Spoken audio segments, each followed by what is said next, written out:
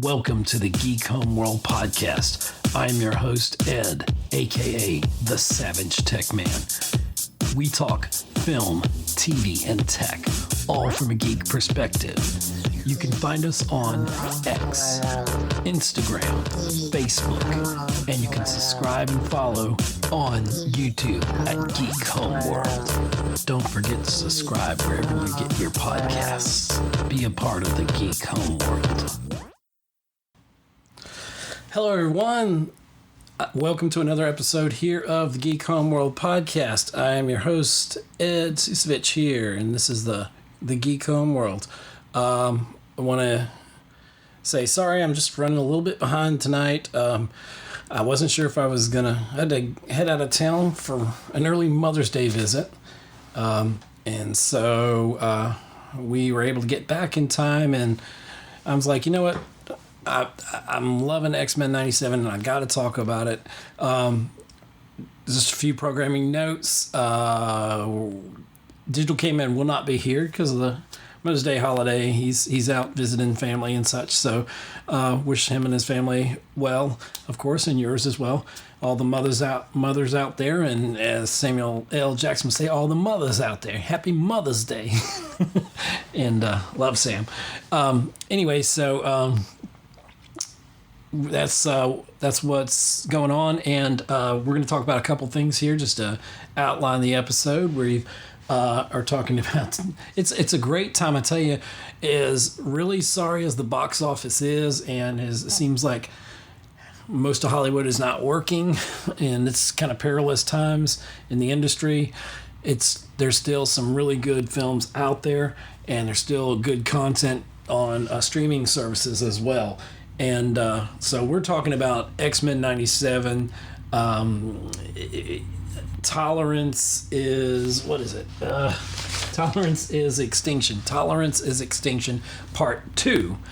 And it's essentially episode 9 of this new season of first season of X-Men 97, which has exceeded every kind of expectation. And being a lifelong geek and comic fan, this is possibly the best X-Men I've ever seen, and the storylines that they're bringing in 30-minute episodes to the small screen, to the streaming, is incredible.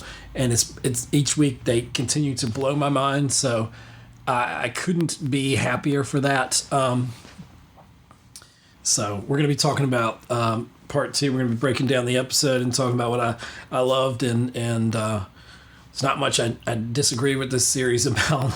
They are just like knocking it out of the park. And the other thing we're talking about is one of the best films, definitely a fantastic screenplay, probably one of the best screenplays I've come across, and just a great movie. It had the potential to not be good. It's kicking off another trilogy, and if the box office is any reflection, even if the box office isn't a reflection of it in these kind of distressed times in Hollywood, I'd say it's a fantastic film, and I highly recommend Kingdom of the Planet of the Apes.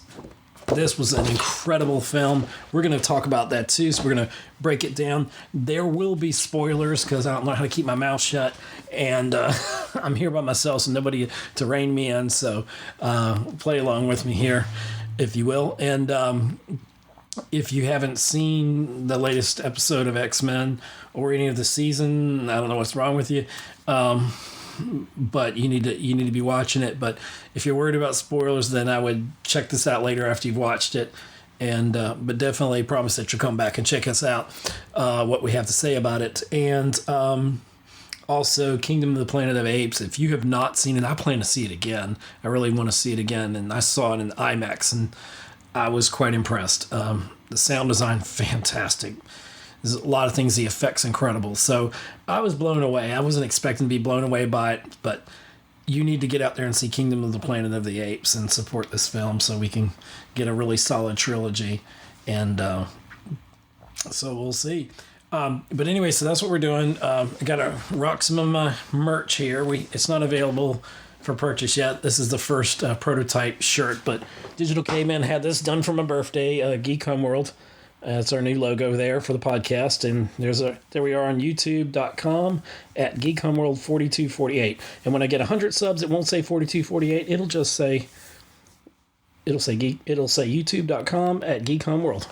So I'm my own billboard there.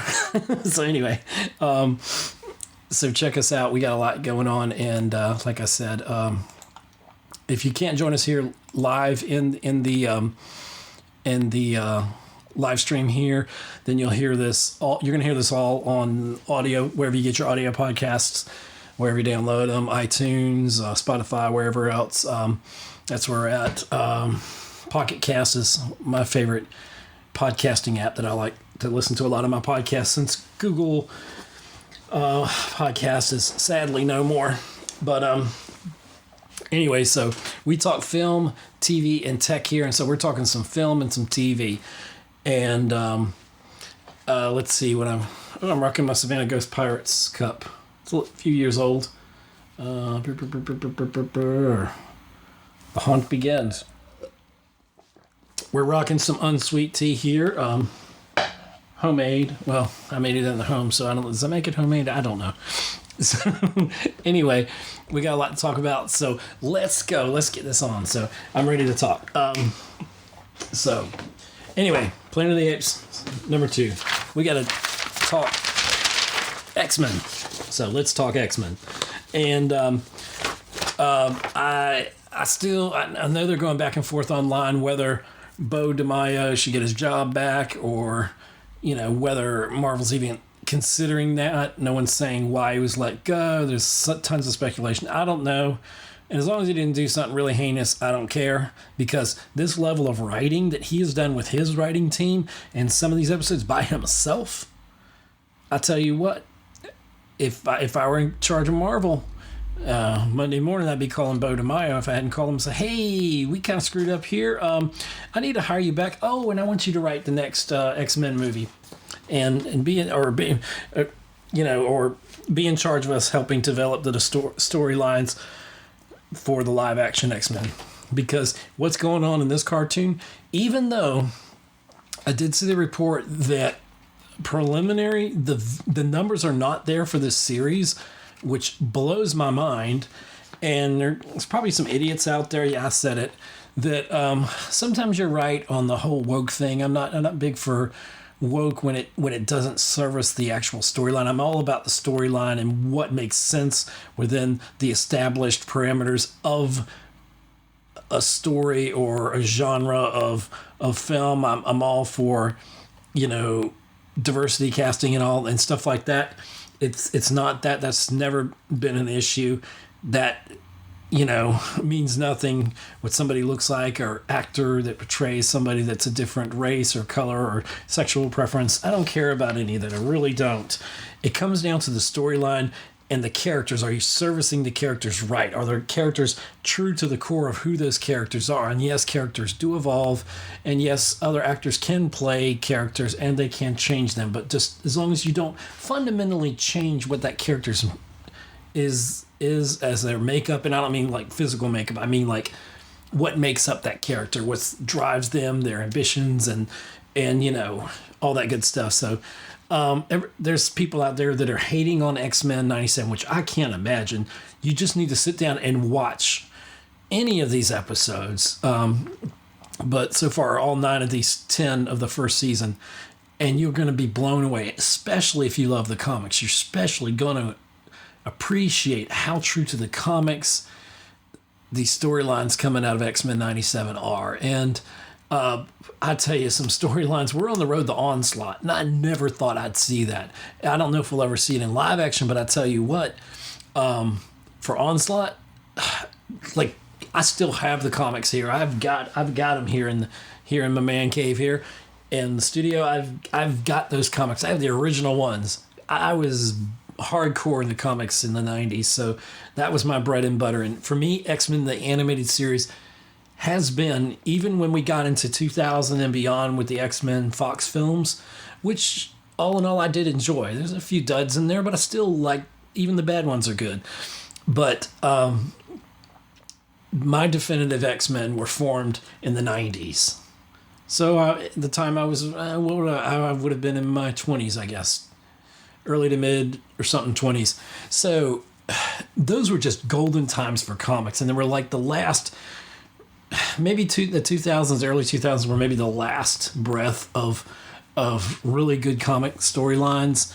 But for me, the 90s were like the bread and butter. They're what the 80s music means to me is what the 90s comics meant to me. Caveman is that way, a digital caveman with the 90s for his comics, but he really appreciates a lot of the 80s comics. And he was into it a little bit more than I was. So with that being said, X-Men 97, Bo DeMaia, the fact that he wrote so far probably the best X-Men anything in any format, other than the comics. The fact that he wrote Remember It with the death of Gambit, that whole episode 5 is going to probably be the best of this series. But they have come damn close with Tolerance's Extinction, parts 1 and 2 so far. And part 3, I mean, basically, I have Fatal Attractions. I have the comics. And what they did in this episode and what was done to Wolverine was jumped right off the panels of the comics. And you can't ask for anything more. In the days that Disney can't seem to get a hit to save them their lives in any franchise that they're screwing up, which they haven't got to X-Men yet, but Indiana Jones, the last one, was a dud. We know about The Last Jedi and all that, and some of the Disney Pluses were hit and miss for me. I mean, there's a few I really like, but Marvel has gone from Infinity War down to almost being not relevant at all to a whole generation. You're losing people, and years ago they should have course corrected on this. And I trust Kevin Feige is going to right the ship. I've always said that. I will be there to watch the return of Marvel. I've been here through the ugliness. I was there before in the beginning, and I plan to be there because I'm a true fan. I don't just, jump on it's popular to hate certain characters and certain actors. I don't usually blame actors for roles that they play unless they just gave a piss poor performance. You can tell when an actor's really into a role that they're doing, or if they're just trying to pay the bills. And even ones where they're trying to pay the bills, when they really show up and show out, that's what I'm looking for. I'm looking for the passion of these actors in their characters and their story arcs and developing those characters, making us like those characters. Even if they're someone like Thanos that we're not supposed to like, they made us kind of like and almost sympathize. Where you saw the thing with Magneto is right that we're seeing in X-Men 97 and in the comics. And Hawkeye. He's in a restroom somewhere, and somebody wrote on the urinal that says Thanos was right. And that's a playoff that Magneto was right. And we see in this episode 9 of Tolerance's Extinction, part 2, that the way Xavier has been dealing with things, yes, the peaceful coexistence of humans and mutants, that is the way to go. But the way Magneto goes about it is by all means, any means necessary. And so he's tried to walk the good side of when Xavier wasn't there. He tried to, follow Charles's path for once, like Charles has always implored him to do. And humans have showed their ugly dark side and their prejudice towards mutants. And Magneto he let loose. And I tell you what, you could not have planned this better. We ended up with a G-force solar storm last night. Would be Friday night. When I'm recording this, it's right now it's about roughly 10 p.m. On Saturday, May 11th, 2024. And last night, Friday, May 10th, where I used to live in Savannah, all the way down there even, and I think parts of southern Georgia, but over the majority of the U.S., depending where you were better than some places. But here in Augusta, you could see the Aurora Borealis or the Northern Lights. They've never, I don't think, come this far down and been as dynamic as they were. But in Evans, Thomas, is it Thomasville? Thomas. it's just right down the road from us. A lot of places around here, Grovetown, and of course Augusta. We've had some really good sites. I didn't see any particularly in my particular neighborhood. We've got a little too much light pollution out here. You know, you had to kind of be in an area where there was not as much light, you know, in the area to get the quiet, the cool, you know, image of the different beautiful colors in the sky there. And if I had some pictures, I've shared some on my Facebook page and all that. Maybe I'll share them here, put together a video or something of that when I get a chance. But it was really cool. And everybody who watched Tolerance's Extinction Part 2 of X-Men 97, the latest episode, saw, you know, here's spoilers, so if you haven't seen it, turn away. But spoilers, Magneto basically says enough, and he lets loose, or at least he did last week on Part 1. He let loose an electromagnetic pulse that basically fried all the Prime Sentinels on the globe, but it was as a worldwide EMP, so...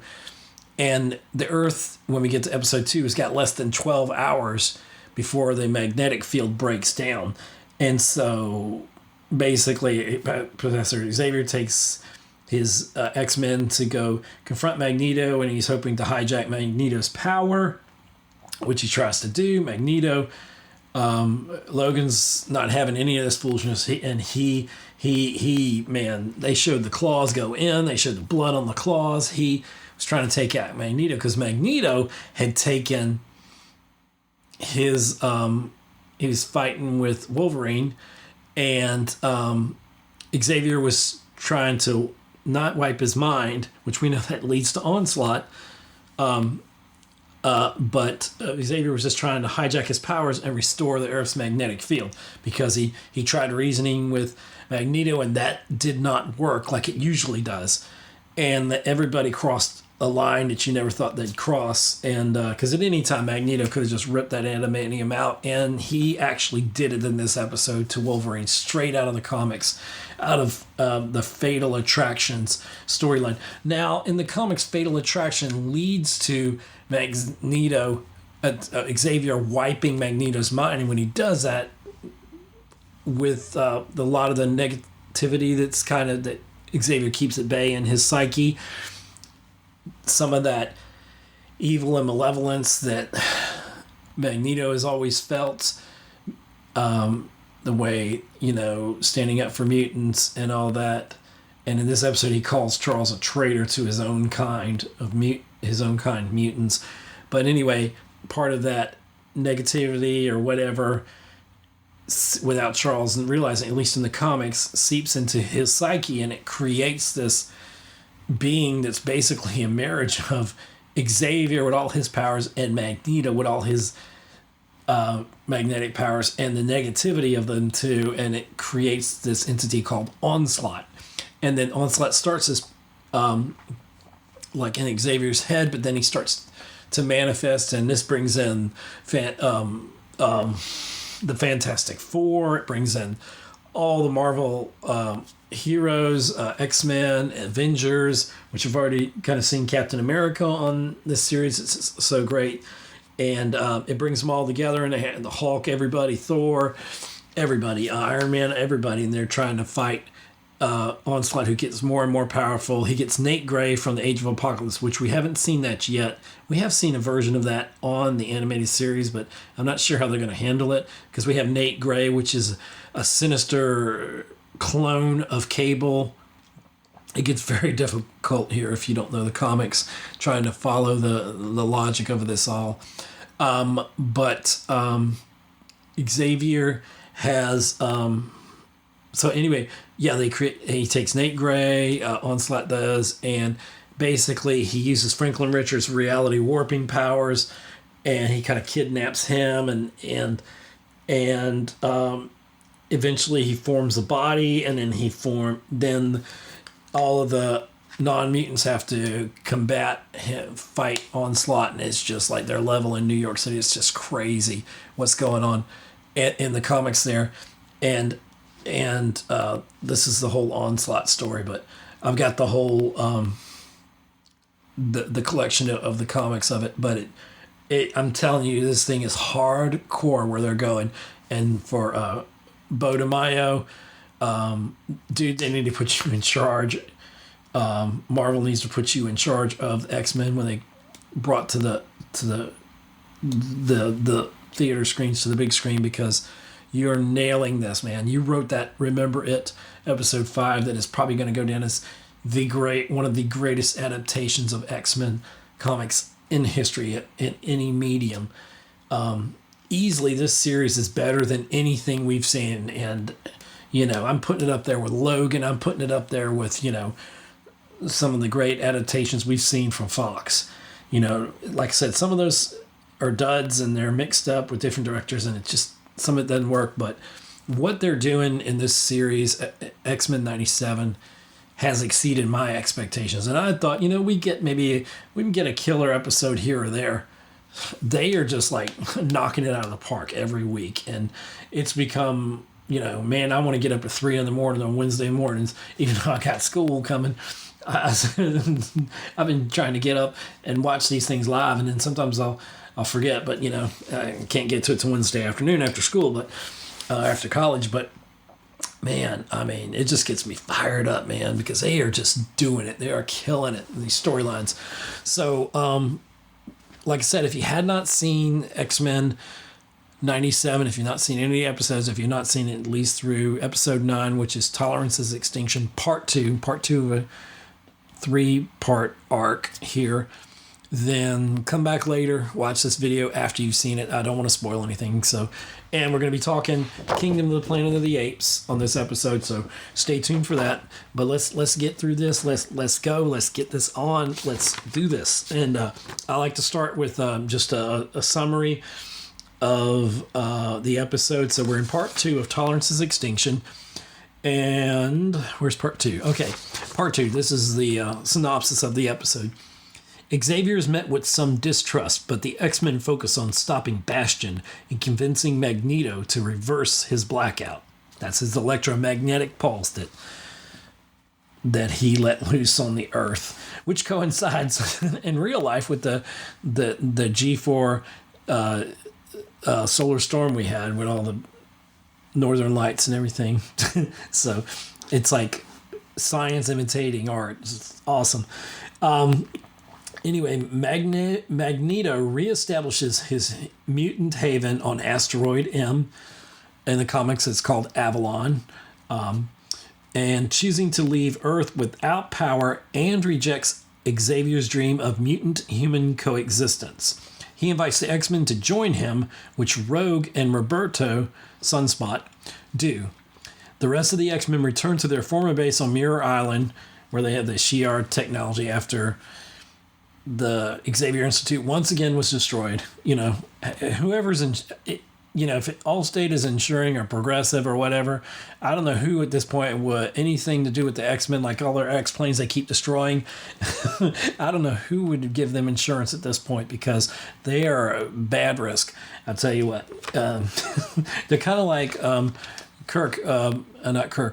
Picard blowing up the Enterprise as many times as he did.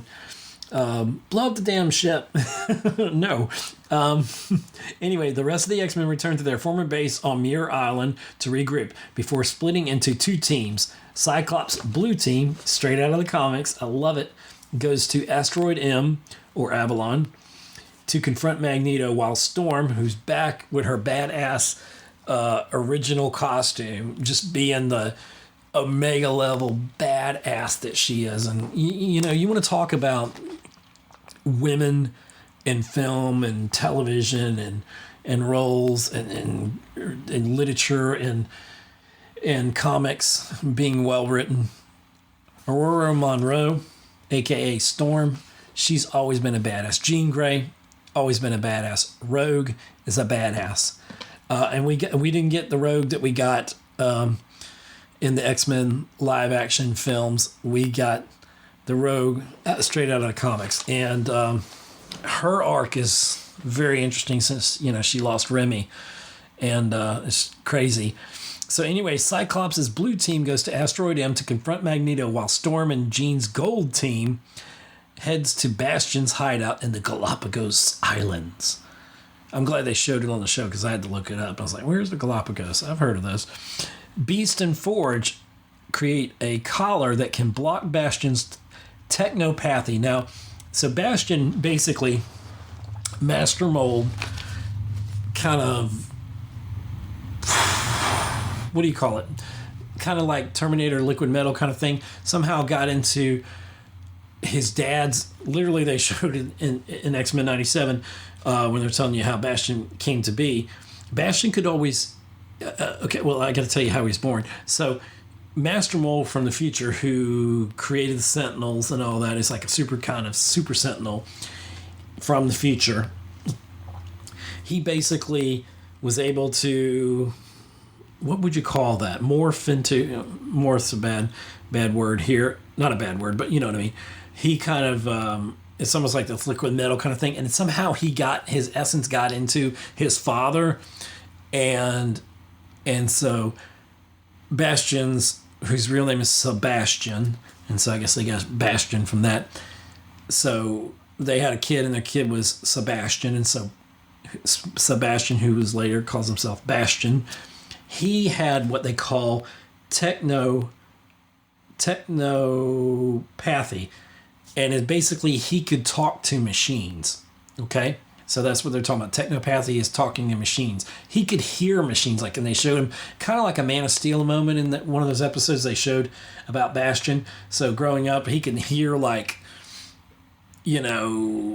transformer outside on the telephone pole. He could hear machinery, and he can control and kind of speak to it. That's his mutant ability. And so he grew up with his head full of that kind of noise. And so he basically infects. In the comics, you have Operation Zero Tolerance, which they touched on here in X-Men, but 97, but they kind of changed it a little bit. And so to bring you up to speed, if you're not up to speed, so Bastion, basically using his technopathy, it's like telepathy, but techno, speaking of electronics and devices like that, he basically convinces humans, doesn't kidnap them and experiment. Well, he does probably some of that. But he convinces people that they should merge with this technology, and essentially they become sleeper agents. And then they forget, their minds are kind of wiped, so they don't remember that they were. And they are basically a future version that's even up the not primordial, that's the wrong word. They are more advanced humanoids. They're kind of like the Borg, if you want to think of it that way. They're, human and robot kind of, meshing there, kind of like a infiltrator, Terminator in a way. And so anyway, they can go toe-to-toe with mutants and the X-Men, of course. And so anyway, basically he's turned all these people into a lot of them did it willingly. And in the comics, it was a response to Onslaught, but they're kind of getting the cart before the horse here and changing it up a little bit because of the threat of mutants, and then the Genosian, the massacre on Genosha that killed countless mutants. That Bastion was behind that, and him and his super three-headed kind of sentinel, which is just beyond incredibly badass. And in the comics, there's a storyline with Cassandra Nova, who you're going to see, spoiler warning. Well, it's not spoiler because she's in the trailers, but she's going to be one of the bad guys, or the bad guy, bad person, in Deadpool versus Wolverine. So she, in the comics, unleashes this three-headed kind of master mold super sentinel that just kills millions of mutants. And so it's pretty intense in the comics. Well, they're not mentioning here in X-Men 97 in this lore, but she is she's a threat, and she is basically Charles Xavier's, like an echo of him. And they were in the comics, it gets a little kind of crazy because they're in utero together, and in the mom's belly and all that. And then Charles, I won't say kills her, but he fights her off, and so they think she's like stillborn. So then Charles is born, but it's really just it's his twin sister, but somehow she's not dead, and so she comes back, and she's like probably as powerful as Charles, and she is just relentless and just like totally evil and sadistic. It's crazy, but anyway, this is how the comics can go 5 or 10 different directions in a half second. So to stay with the storyline of X-Men 97 here, so basically Beast and Forge are creating a collar that can block Bastion's technopathy and sever his control over the Sentinels. Because then they go to the base there in the Galapagos Islands where he's at, and even though Magneto at this point has unleashed his electromagnetic pulse around the entire Earth and just knocked everything out. Think about your poor mom in hospice. She's gone because, somebody who's having heart surgery, boom, unless the backup generators kick in, I mean, that's, they don't show that, but that's kind of, think of all the electronics in the entire planet Earth just being wiped out in one instant. Magneto has had enough. He's been as patient as he sees fit with the humans and trying to have he tried Xavier's path, and the humans just still hunted the mutants and still treated them horribly. And these are all allegories for race relations and stuff like that. And even the representation that Charles Xavier or Professor X is the archetype of Martin Luther King. Peaceful coexistence, peaceful resistance. And Magneto is in line with Malcolm X's point of view of by any means necessary. And so, those are kind of the archetypes when Stan Lee created the characters of Professor X and Magneto. And so, he changed things up a little bit, but that's basically to give you kind of feel for the human mutant comparison there. And, the mutants have always been the disenfranchised ones. They've been the ones that society didn't respect enough. And Magneto's, he said he's always, in this episode 9, part 2 of Tolerance is Extinction on X-Men 97, Magneto says, he calls Charles a traitor to his race of mutants. And he says, he said, and he's like, Magneto, we're not gods. And Magneto says, I mean, the writing in this thing is so damn good. I tell you, Magneto says, Charles says, we're not Magnus or Magneto, we're not gods. And he said, gods let their believers down. He's like, mutants don't let mutants down. You are a traitor to your race of mutants. He says that to Charles. I'm like, whoa. And with all this heavy, crazy drama going on in X-Men 97, there are some really beautiful moments. And one of them, I really want to find the quote here. But there's when Storm comes back and she looks so badass. She's got her original costume from the comics, and you get to see Cyclops in his original costume, Jean Grey in her original costume, because basically all their costumes that they have, the up to date X-Men costumes, everything's destroyed at the Xavier Institute. So their backup with power, Shi'ar technology, is in Muir Island, and that's where they went to get.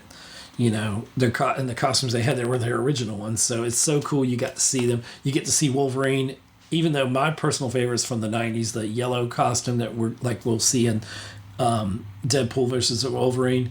Digital Caveman's favorite is the 80s costume, which a lot of people, that's the original brown costume that Wolverine wears. He wears it in this episode. And when we get to Fatal Attractions, which this episode ends with, you get to see how brutal things are, and we'll talk about that in just a second, so bear with me there. Let's finish the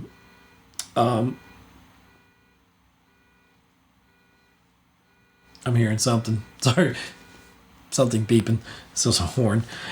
Anyway, so we see, let's see, where we say Beast and Forge create a collar that can block Bastion's technopathy and sever his control over the Sentinels. The Gold Team battles an army of Bastion-controlled Sentinels as well as Mr. Sinister, who takes control of Cable's mind and uses him to overpower Jean.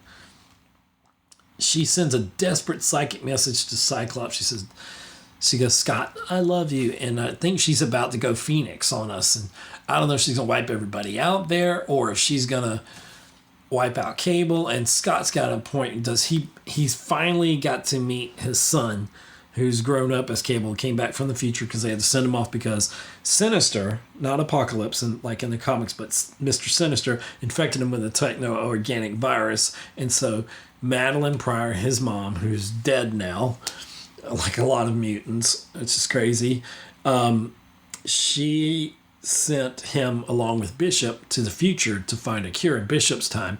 Bishop and baby Nathan, who grows up to be Cable, got separated somehow in the time stream, and so Cable's all grown up. He's basically kind of an older man, at least Scott's age, if not more. He's got gray hair, so I assume he's older. And he comes back, and he's come back in this time to try to prevent the Genoshan massacre that Bastion and his minions created. And it's a fixed point in time where Gambit dies, and so that Gambit's not coming back. I feel like they're going to find a way somehow, because nobody really dies in the comics, so hopefully, but the complaint about Marvel films is nobody ever dies, even the bad guys, They always somehow come back, and so I think they're going to bring him back somehow, but we're still just shell shocked losing Gambit, and it's just we lost Madeline Pryor, so basically you get to see Cable, and I've been a big Cable fan, mainly from X-Men the animated series, but in the comics as well, and in was it X-Force? I think he led X-Force for a while there in the 90s. Digital K-Man, he's got more of the chronological order of things. If he were here, he would certainly tell you about that. And we're by the way, next week we're going to have the finale Wednesday, so probably next Saturday we're going to be on here, God willing, with Digital K-Man, and we're going to be talking the season 1 finale. So make sure Wednesday after 3 a.m. Wednesday, so sometime Wednesday, get on there and watch your X-Men, get caught up and watch that episode 10, Tolerance's Extinction, part 3. And see if Onslaught shows up. That will blow my mind. Oh my gosh, I'm so excited. So it's hard to contain my excitement. Anyway, so we're rolling on here. We're almost done talking about X-Men. We're going to get to Kingdom of the Planet of the Apes. So if you're here for that, don't go nowhere. It's coming up. Anyway, we see Sinister fighting, and Jean is kicking butt right along with Sinister, and she kind of wipes him out a little bit. I don't know that he's gone, but she's pretty much, she fought valiantly, and they've really been showing. Oh, this is the point I missed. In case I hope nobody's tuned out from this, but I wanted to talking about the writing in this show. There's a part where Jean and Storm they're in like the back of the X-Plane, and Forge and them are going to go fight the Sentinels, and so Scott, Jean, and Cable can go down and fight another tech and Xavier. So they're all working together in teams, and so there's a thing where they say Jean. I love seeing the sisterhood between Jean and Storm, and Jean says to Storm, she says, let them, I'm gonna, give me a second to get this right, let them, may they, Jean says to Storm, may they weather your thoughts. I'm screwing it up, and then Storm says, may your thoughts weather the... Oh, I'm screwing it up. I can't get the quote. But you know the quote. If you watched it, you can tell me in the comment section if you have any comments about it. But tell me about it. You know that's just one of the great quotes they have in this. It's so well written. I tell you, it's so good. And anyway, so on Asteroid M, Xavier attempts to take control of Magneto's mind, but is blocked because Cyclops hits him with an optic blast. You don't see that coming. He's like, whoa, what's going on? And he's like, they need more time with Bastion, and his forces, so sorry, Professor, we still need Magneto. Don't, do whatever you're going to do just yet. And that gives a chance for Wolverine to attack. And it says Wolverine stabs and seriously injures Magneto, who begins ripping the adamantium metal from Wolverine's skeleton. And that, of course, was the highlight of the Fatal Attractions storyline. And I never thought I'd see it in live action. And fan-freaking-tastic. You knocked it out of the park, Bo DeMaio and your crew. I don't know what to say about these episodes, except they keep getting better. Excuse me. But I'm super excited about it, and I'm amazed how good this is, and so excellent.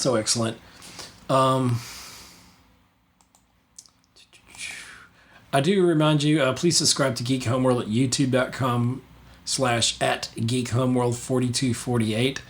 On YouTube, that's Geek Homeworld at youtube.com/@geekhomeworld4248.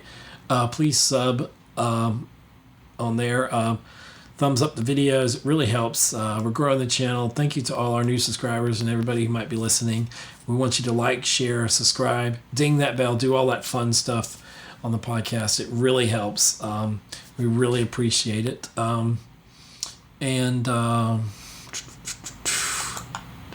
Okay. And you're watching episode 175. I forgot to say, this is kind of a milestone episode. This is Geek Homeworld episode 175, live stream, Kingdom of the X-Men. I finally found a way to combine two of the things I was talking about.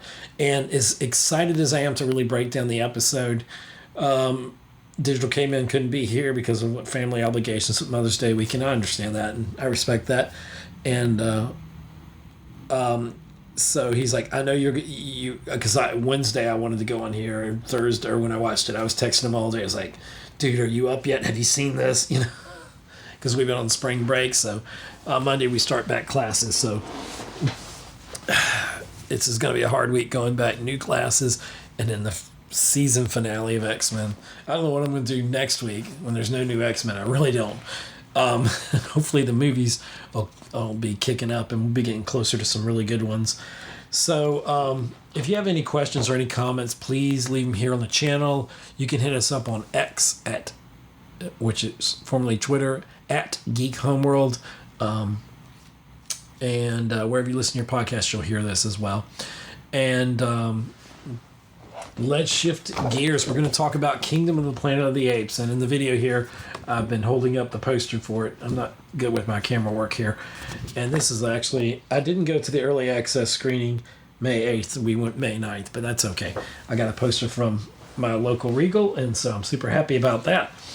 So we're going to read the synopsis for Kingdom of the Planet of the Apes. This is all spoilers, so if you've not seen the film, I highly recommend you go to a theater and see it.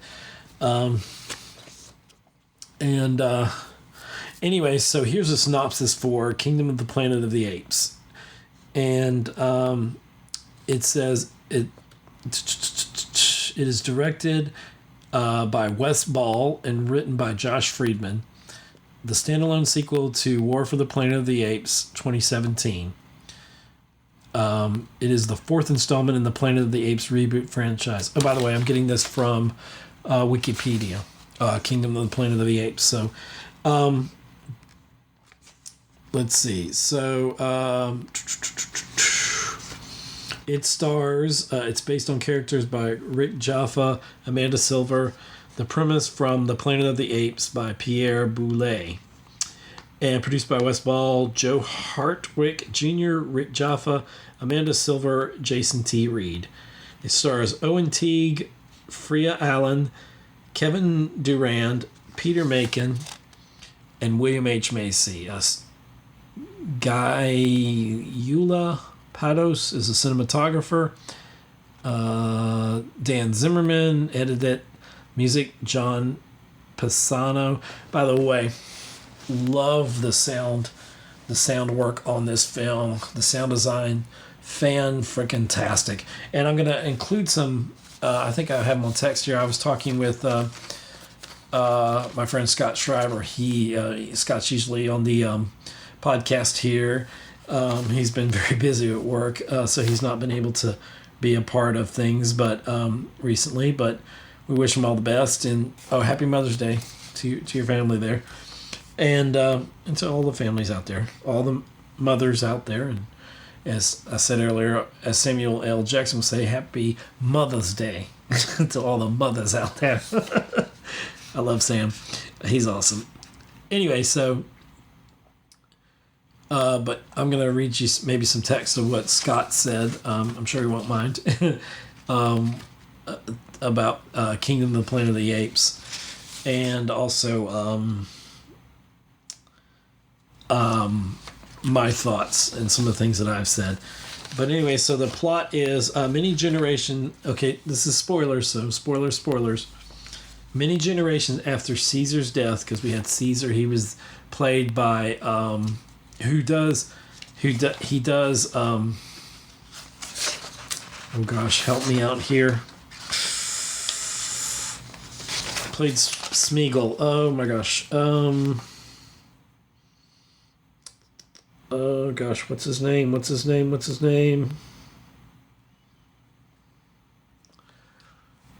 He plays Caesar in the trilogy, the Dawn, Rise, Dawn, and War of the Planet of the Apes.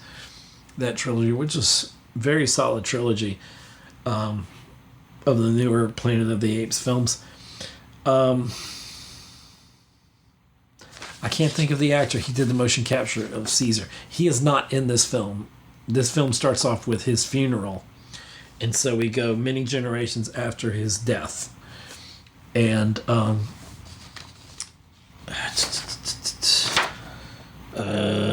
can't think of his name. Any other time I think of his name. But he played Lord of the Rings Smeagol. You know, does the motion capture. He's well known for it. Anyway, the plot is many generations after Caesar's death, the apes have established numerous clans, while humans have become feral. Noah, a chimpanzee of the falconry ape clan, they have these big falcons that are very important to the story here, and it's led by his father Koro. They prepares for a coming-of-age ceremony by collecting eagle eggs with his friends Anaya and Suna, which after Caesar's funeral, then you get into that, what I call the opening sequence. The opening sequence is Caesar's funeral, but the next thing with them trying to get these eggs, the CGI is so incredible in this film. It flows so well. There's a few spots that my wife, who watched it with me, Cheryl, she said that she could see where it looks CGI. There's a part where one of the Emperor of the Apes, or whatever, the King of the Apes, the Caesar, I think his name is Proxima, where he's kind of climbing up inside of this hollowed out ship that they've kind of made. The apes have kind of made their base of operations.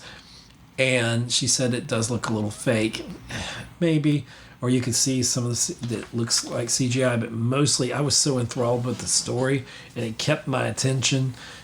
Is it a little bit long? Yeah, the film does feel like it's weighted down in the middle, like a lot of films do. But I got back into it, and it was just a great film. It was really great. And so anyway, we see, it says, however, a human scavenger follows Noah home and inadvertently cracks his egg during a scuffle before fleeing. While searching for a replacement egg, Noah encounters a raider tribe of warlike apes. As he hides from them, The apes follow Noah's horse to track down his clan. Upon returning home, Noah finds his village burning, with the raider leader Silva killing Koro before knocking Noah unconscious. Noah awakens, discovering his family and clan have been abducted. He buries his father and sets out to rescue his clan. On his journey, he is joined by an orangutan named Raka, who's awesome. He's like an old sage. They find him in, I think, I think it's like LAX airport that's kind of, overgrown at this time. And he tells Noah about Caesar's teachings. The two apes notice they are being followed by a human scavenger from earlier. Raka offers her food and a blanket, naming her Nova.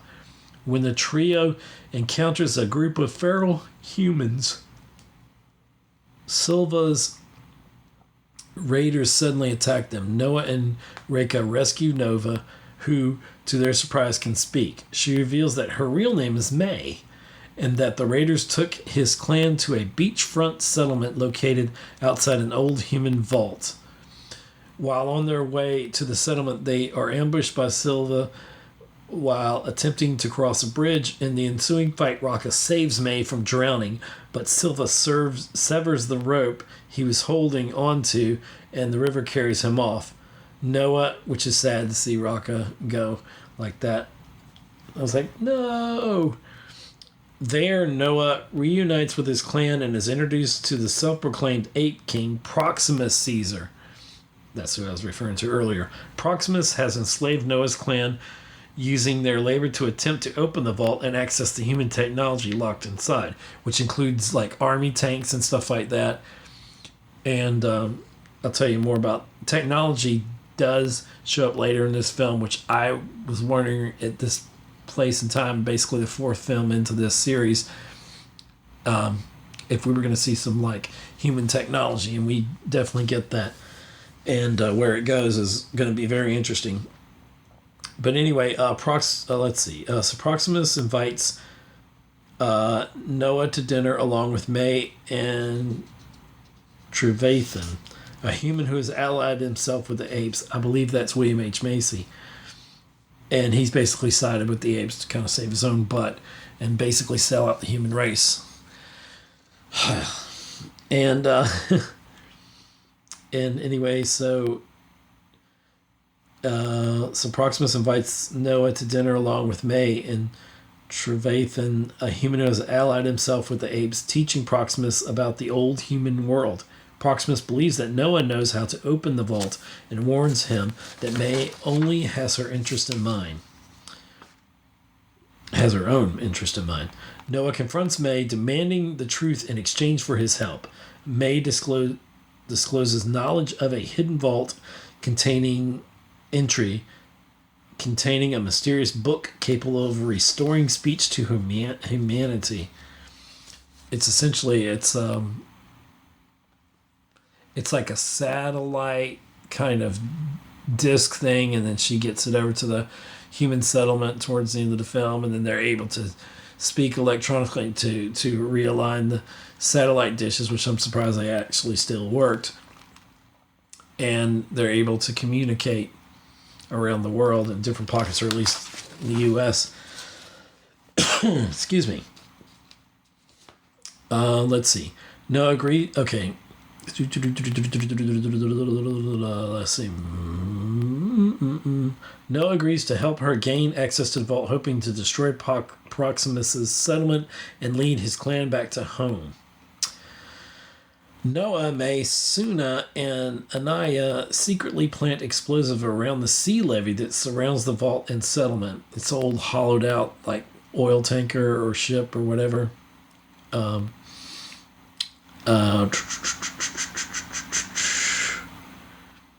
Okay. Trevathan interrupts and plans to warn Proximus, but May kills him. As the group enters the secret entrance, the vault is revealed to be a military bunker housing a stockpile of weapons, which are army tanks and other things like that, and machine guns and everything.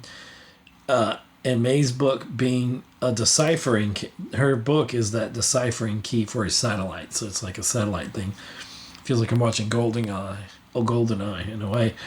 Meanwhile, the apes discover old picture books depicting humans as the once dominant species. Basically, they are Curious George books and all that, that teach ABCs and stuff like that. And these books are depicting humans as the once dominant species and apes in cages at the zoo, leading them to grow suspicious of May. As they make their way out of the bunker, the group is confronted by Proximus and his tribe, who threatens to kill Suna, but is stopped when May uses a gun to shoot the ape holding Suna. She has like a pistol that she took from the vault there. Proximus agrees to release Noah if she tells them where the other weapons are. May refuses and triggers the explosives, flooding the bunker while the apes are still inside. As the apes climb to higher ground, Noah is pursued by Silva. Eventually, Noah traps Silva, causing him to drown. When Noah and his clan escape the bunker, he is attacked by Proximus. Proximus demands that Noah kneel before him. And they're on a cliffside outside of the vault, and it reminds me of Black Panther when they're on the rock and T'Challa and Killmonger are kind of facing her. Somehow, I don't know why it reminds me of that. Eventually, Noah traps Silva, causing him to drown. When Noah and his clan escape the bunker, he is attacked by Proximus. Proximus demands that Noah kneel before him, but Noah leads his clan in summoning their eagles, which reminds me of Lord of the Rings, Return of the King, when the eagles come and save everybody. Not taking away from it, I'm just saying it reminds me of that. Noah leads his clan in summoning their eagles to attack Proximus, resulting in him falling off the cliff.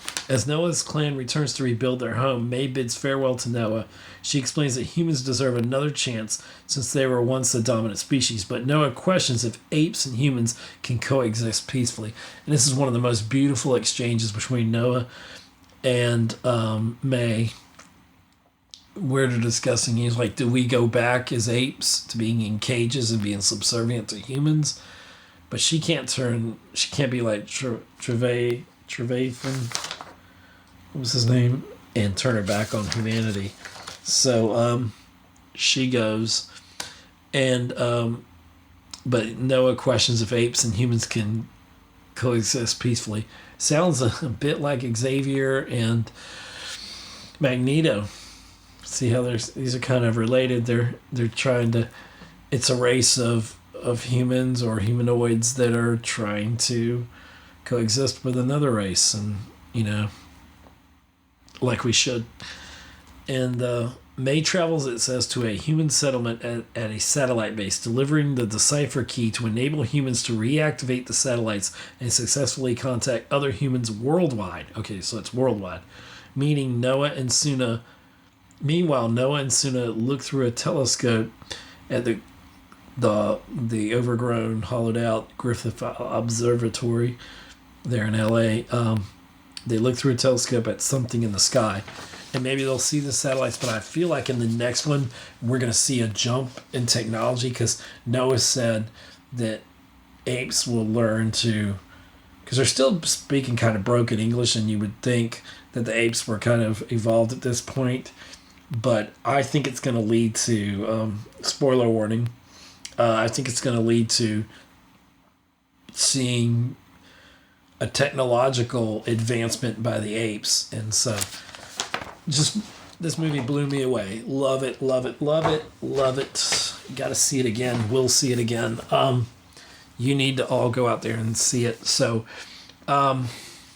fantastic. I mean, so in this 1 week I've seen a great X-Men episode, another great one, once again, thankfully, and Kingdom of the Planet of the Apes. I'm super excited about both of them. I highly recommend both. Check them out as soon as you can.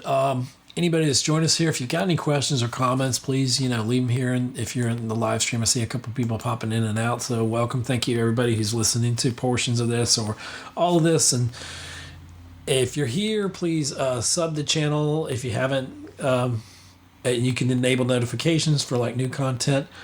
Please do a thumbs up to the video if you're here. The thumbs up really helps the algorithm. We hate algorithms here, but it's the games we play, right? So I'd love to know what your thoughts are if you've seen Kingdom of the Planet of the Apes or if you're planning to see it. I no doubt will see. Let's see if we're able to actually pull it up. See what the box office is, because we like to talk about box office here. So I'm just going to punch up Box Office Mojo real quick. Maybe I can share my screen. I'm not sure. We do not. Okay, the latest. Oh, we don't have anything. That's a shame. They don't have anything for that postage yet. So tomorrow is Sunday, May 12th. So we'll definitely have all the box office numbers that come out then. And so in the next episode, we'll certainly be talking about it. No doubt it should be number one film, and I hope it does. I hope it exceeds expectations, because I want to see this trilogy fulfilled. We're working, the first three films in this with Caesar, they follow Caesar, and then this one that's following, I guess, Noah, generations later. I tell you, so far they're fantastic, and I just love to see where we're going with things. It's just very exciting. So really just high quality entertainment here, and you need to check it out. What else? There's not much else to talk about. I pretty much, I think, covered them in depth. I will tell you, I'll break down a few things that I really enjoyed. Oh, I promised you this. I promised that I would read some comments here from my friend Scott, because he just recently saw it. Let's see. Hold on here. I am getting to... I said, coming out of the theater, I had texted him and said, Apes, the best film of the year, with Dune 2 so far. Dune 2 was a masterpiece. Yes, and so far, well written, great action. He said, glad you liked it. And I said, you will as well. It is set a few generations after Caesar. And let me fast forward here. Bear with me. This is out of the theater reactions from my friend Scott. He said, we liked Apes. Maybe a little too long. I agree there. In the middle, it gets a little drawn out. They could have kind of, edited it down a little bit, but it still doesn't take away from how great the film was. He said, maybe a little too long, but I thought it was a solid jumping point for a new trilogy. I agree. The visual effects were stunning. Yes, sir, you are correct. The CGI, the visual effects, fantastic in this film. So awesome. Yes, Cheryl had pointed out, there are a few things, few scenes where she thought some of the CGI could have been done a little bit better, that didn't flow as well. Yeah, but it doesn't take away from the overall. That scene where they're trying to get the egg toward the beginning after Caesar's funeral is pretty amazing. It's just the flow of it, and he said, I still can't believe most of that was digital. You're right, Scott. I can't believe it either. They really did a very good job on this film. I wish I had some of the early projections and at least Friday numbers, but we don't have those yet for how it did. I hope it does very well, because I do want this trilogy to continue, and maybe we'll get 9 movies out of it, and we'll get a solid whatever you call 9 movies. I don't know. And I said, I know it was one of the best. This is what I responded to Scott. I said tonight, I said, it was one of the best screenplays this year for me. It's better than I thought it would be, and the visual effects were awesome. And I thought he had responded something else, but I guess he didn't to that. But I think he agreed on the screenplay somewhat. So,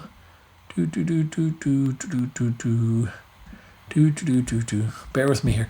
So, just a few more things I wanted to touch on.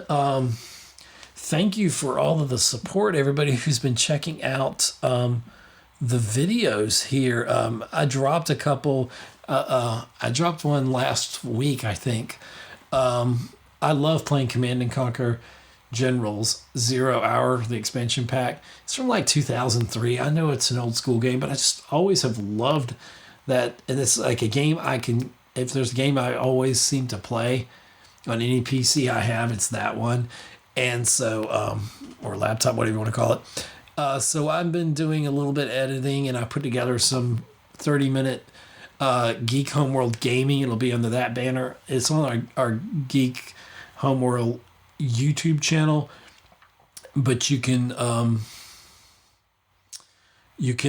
to the Geek Homeworld YouTube page, and you'll find under the tab or a playlist that says Geek Homeworld Gaming, you'll see these playthrough games. And if you have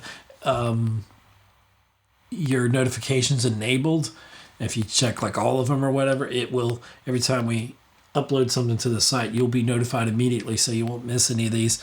But we have gotten, and I need to let me pop in my YouTube Studio app here, and I can give you some stats. We in the first 1 day and 23 hours, we did a playthrough, and we've had 20 views on that, which is incredible. And that was one from the other day. Now, the first one we did 5 days ago, and as a recording of this on May 11th of 2024, we've had 109 views on Geek Homeworld YouTube channel, Geek Homeworld Gaming, under that playlist. And it was a USA versus China.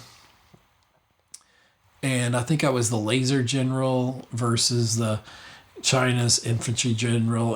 And it's a quick, like, 30-minute playthrough. So I'm trying to keep these to like 30 minutes, because that's usually how long it takes me to kick butt on these games. And I think that might have been on hard difficulty. Now, the other one that I did 1 day and about 23 hours ago, that's had 20 downloads, and another version of it's had 7 downloads.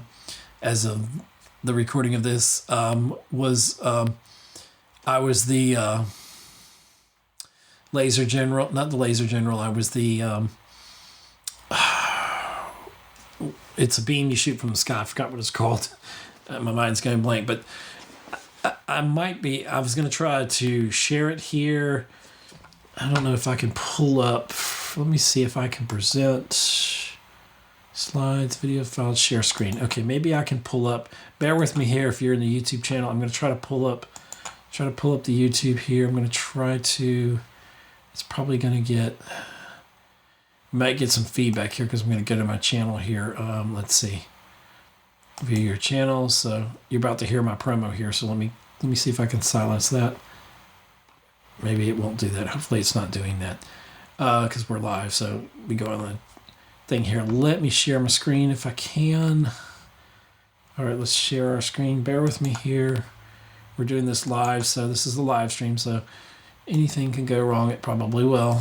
All right, so StreamYard. Let me go here. I want to present.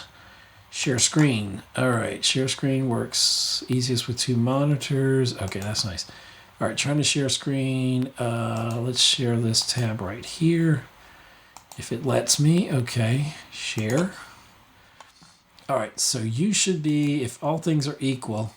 Yeah, there we go. It's on the screen here. So you should be able to, this is what the YouTube channel looks like. So we've got this game that has 9 views here. This is Geek Homeworld Gaming, Command & Conquer Generals 0 Hour, USA versus China on media. It's a medium army. You can see right there. This particular one, this video that has 9 views is the same as, I had a bit of an upload issue, and so I did a different thing on it, but these essentially are the same video. And since they're up there and people are watching different versions of it, they're up there. But this was the first one that I uploaded that I didn't think would make it on there, but it did. And this is the USA versus China medium army, and this particular one's called Victory Day, the same as this video. This one has about 23 views. This one has 9. And okay, this had the same name, so it did come through as Victory. This one was Victory. Okay, so anyway, this is the other one that has 108 views. The one I did 100. It did 5 days ago. It's Command & Conquer General 0 Hour Skirmish. These are both skirmishes, by the way. And this was from May 6, 2024. And I believe this one is me as the... dang it, what is it? This one's the Air Force General from a day ago. The one from 5 days ago was the just the USA, I think, just regular USA. It might have been the same Laser General. But anyway, they're on there, and they're under, when you go to the main channel, here's, you want to make sure that you, I don't know if I'm seeing it, the view that you see, but let's see. That's our live stream right now. So you're seeing behind the curtains here, it's us being live. We got some shorts on there. We got some created playlists, some other shorts here, different things to watch. A lot of our past live streams you'll see here listed on the page, so if you want to check that out. Some of our most popular videos. This is my 3-year-old. Welcome to the Geek Homeworld podcast. I need to film a new one and get it up there, so I'll get that changed out. If you see any of these that have the static or old logo, Geek Homeworld, those are going to be, some of these are like audio episodes. They're not necessarily true YouTube videos, because for a while I had the YouTube channel but wasn't really developing the YouTube channel, so I kind of put those up there because some people, if you're like me, you're doing chores and stuff around the house, you can't watch a video but you'd like to listen to it. And let's say you could always, of course, go in your favorite podcast app or whatever and stream it. The audio versions of these, whatever we do on the channel, is generally, other than the gameplays, are in podcast form, so they're wherever you get your audio podcast. But if you're, just, a lot of people are on YouTube all the time, so you could, if you don't want to watch the video per se, you just want to listen, you can always see these ones. And here's our newer logo, so you'll see some of those that are actually just audio versions. But I do have playlists on here. This is let's see, this is, I guess, what the channel looks like. So you're seeing some of these. If you go to playlist, you will see some of these are private, this and that. But anyway, if you go there, our main website's geekhomeworld.libsyn.com. If you ever want to go to the website, okay, and that's a broken link. It was working, so I'll have to check that out. But anyway, so let's stop sharing that. Boom. Okay, thank you. Have a nice day there. Back to StreamYard. Okay. So, sorry, just sharing some screens there. But anyway, the bottom line is, thank you for checking out the gaming videos. I'm going to try to keep those. I'm going to try to do one a week if I can, if I'm in the mood for it, because I'm always playing when I'm not doing my homework. I'm probably playing some Command & Conquer's General's 0 Hour gameplay there. So, I was an avid gamer for a while, so was Digital Caveman. He's kind of pivoted away from that with his Digital Caveman Presents channel, where he does, he told me it's not unboxings, he has action figures, and he's going to correct me for this, forgive me, he's probably if he's watching now, he's screaming at the monitor and telling me, it's not unboxings, I don't technically do an unboxing, but it's Digital Caveman Presents, and that's Caveman with 2 N's, Digital Caveman Presents, and he does unboxing videos of, Transformers,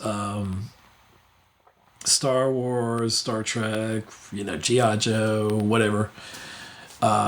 He does a lot of those, and he's getting quite successful on his channel. You ought to go and sub his channel, check out some of his stuff. He's also on Instagram as well, like we are. So check him out. And usually Digital Caveman's here, but he's unable to, obviously with the holiday weekend. So anyway, I'm thinking of wrapping things up. If anybody's out there, if you want to leave comments, please do. If you don't, if you're just lurking, I don't mean to say lurking like it's a bad thing, but if you're just there watching and listening, we thank you for watching and listening, and this and that. So I'm gonna roll out, but bottom line, you want to check out X-Men on Disney Plus, X-Men 97. It's fantastic. You don't have to have watched the original series, but it does help to have seen those episodes, but you don't have to follow. You could follow along where we're going. If you've read the comics, you know where we're going. And I don't feel like pulling all my comics down. I was going to pull all my X-Men comics here down and show you some of the Onslaught and Age of Apocalypse. I hope we're heading to the Age of Apocalypse after Onslaught. I don't know if we're going to get there in season 2 or what, but I can't imagine where we're going. But kudos to all the stuff they've done with X-Men 97. And anyway, so I'm going to start babbling on here, and I don't want to do that, and time is valuable. But thank y'all for being here. Thank you for being part of Geek Homeworld. We're going to work on the swag one day. We're going to get some swag out there, and then you can purchase your own shirts, and you can tell all your friends. You can still do that now about the Geek Homeworld podcast. And I've been trying to be on here Saturday nights and live stream like this, and so I love doing things that are a challenge. I love when it's, things could just fall apart at any second, and sometimes that's what a live stream is like. So this is totally unrehearsed, and if you know me, I usually digital caveman's here, or my friend Scott, and they kind of keep me on track. I usually have a bit of an outline, which I had one last week. I tried really hard. I don't know if you can see that. Oh, you can't see that. There was my outline last week. This one was for the seat of my pants, and so anyway, I'll shut up and I'll go away. Thank y'all for being here. I've got some exciting things planned. We're heading to our 10th anniversary, which will be in September. It's May, so hold on. June, July, August, September. Less than 4 months away from our 10-year anniversary here of the podcast. And there are other things on the Geek Homeworld channel, exploring with us, which some people have asked me about that Cheryl and I did. We were going to come back in January with it, but we both have such busy schedules, and I'm back in college, and so if I'm not working, I'm doing stuff around the house or whatever, and so we've got about maybe 6 episodes up here. You'll find them on the Geek Homeworld channel. You also find them in that wherever you get your podcast, Geek Homeworld, you'll have those extra episodes in there. And we just kind of put Exploring with Us on a hiatus. It may come back in some shape or form later, but right now it's still kind of on a hold. When Cheryl had her knee surgery, she was recovering from, and still recovering from that, but much better than she was. So we just weren't able to really go exploring anywhere. So we have a little bit, but just nothing that we could do to really put a show together. So we'll see where that comes. It's kind of on a hiatus. I did have a friend, I say a film friend, because I have a lot of friends in the film industry, reached out to me. It was really nice on my Facebook page, and I gave him his first interview as an actor on Savannah on Film. And if you're interested, Savannah on Film it's on hiatus as well since we moved to Augusta here. I hadn't figured out what I'm doing with Savannah on Film, so we still own all that Savannah on Film stuff. It's still us. If you see Savannah on Film, it's us. But it's out there, so you can sub the channel there. We're on Facebook, both places, but the YouTube channels are still there if you want to see some of our content. So you're welcome to check it out. Anyway, I got to run. I know your time is valuable. Thank y'all for spending part of your Saturday night with us here on the Geek Homeworld. And I wish you and yours a happy Mother's Day. And as Samuel L. Jackson would say, happy Mother's Day to all of you. And thank you for being part of our 175th episode of Geek Homeworld. That's amazing. We probably should have been a lot longer in 4 years or 10 years, but quality is better than quantity. So we're working on quality here. It's been a long road, and we're still got a long way to go. So thank you for joining us for episode 175 live stream, Kingdom of the X-Men. And I will now roll the what do you call it? I'm going to roll the outro here. So thank y'all for listening, and bye. I'm your host, Ed Ciucevich, and thank you for being a part of the Geek Homeworld. Thanks for listening to another exciting episode of the Geek Homeworld podcast with your host, Ed, aka the Savage Tech Man. Remember to follow us on X, Instagram, Facebook, and subscribe to our YouTube channel. Thanks for being a part of the Geek Homeworld.